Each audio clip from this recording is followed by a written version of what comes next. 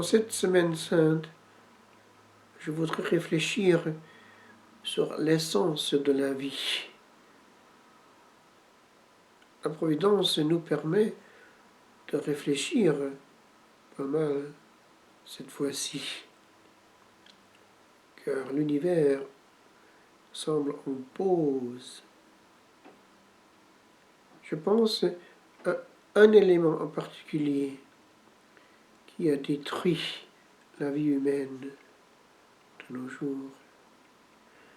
C'est la frénésie et la multiplication de la communication hors contrôle. Car la force de la parole est en proportion inverse de son nombre. Parler trop bloque la communication. Et aussi, trop de messages offusquent la tête et rendent la vision intérieure confuse. On ne distingue plus et la parole perd sa force. Je repense avec joie et un peu nostalgie, il faut dire, à ces années en France où il y avait peu de paroles, en particulier au noviciat à la Trappe. Je me souviens avoir dit ceci en prenant l'habit cistercien au chapitre. C'était après les années en Chartreuse. Et j'avais un peu indiqué ceci, que j'avais eu l'intuition en Chartreuse d'une chose importante, c'était que le silence perpétuel sauvegardait la vie intérieure. Car en Chartreuse, il y avait l'obligation de parler de temps en temps, et puis ça faisait une suite de vie intérieure. Alors que le silence perpétuel rendait l'âme, oui, isolée, mais cachée en Dieu, où il n'y a pas d'isolement. Et j'ai compris la gloire d'une vie dans laquelle l'âme n'est pas connue ni entendue des hommes. Seul le Seigneur sait. Seul le Seigneur sait le passé. Dieu seul suffit. Et la simplicité de la vie intérieure est bien plus grande quand il n'y a pas de dispersivité, aucune. À la Trappe, c'était logique. Ce silence intérieur s'étendait aussi au silence extérieur, parce qu'on avait encore les signes, on apprenait encore les signes pour parler, et aussi au silence de la plume.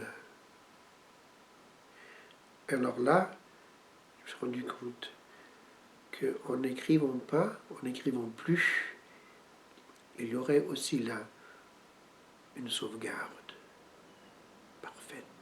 Car on se livre, on se trahit en écrivant. Et j'ai vu la puissance de la plume. Si les paroles qu'on écrit sont choisies, ça peut avoir de l'intérêt et même une histoire. Mais si on parle, si on écrit trop, ça perd la force. Et donc, en écrivant les dernières lettres, j'ai écrit aussi ces paroles que j'ai retrouvées ce matin et qui me reparlent de ces années de grâce. Malheureusement, on ne se rend pas compte de la valeur des choses quand on les a en main. Ici, c'est la trappe.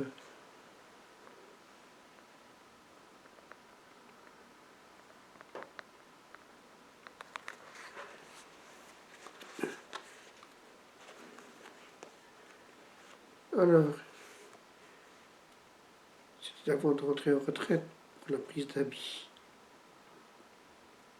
Pensons à ces choses quand on reprend la plume. Une lettre peut durer.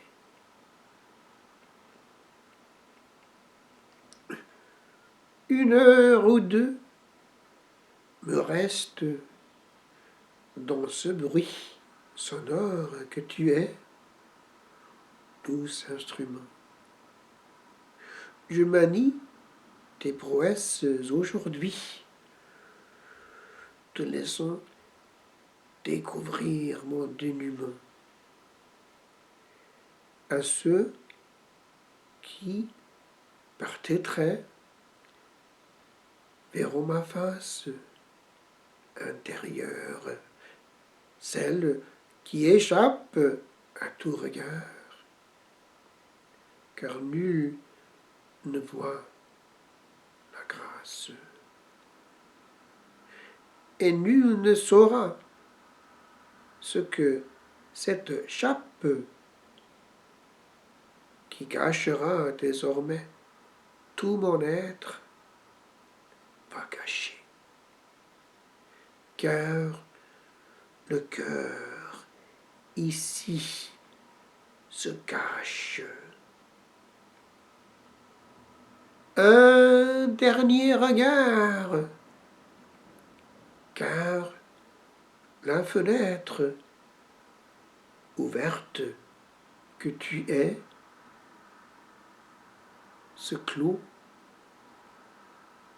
Et sache, ami, qui relie tout ami, que toi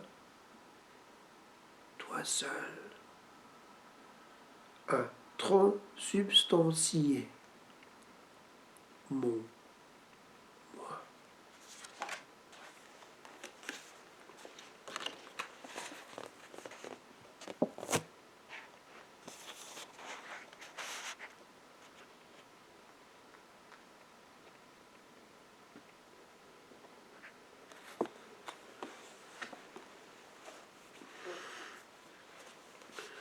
Alors, ça c'était pris par un ami qui était venu de l'Angleterre. Lui aussi avait été trappiste et il a pris ça par hasard. La vie donc continue. Et c'est important de vivre la grâce qu'on a. Soyez ce que vous êtes, disait Paul VI. Et le grand héros de mon père maître à la trappe, Charles de Foucault, disait: ce que tu as à dire, dis-le de toute ta vie.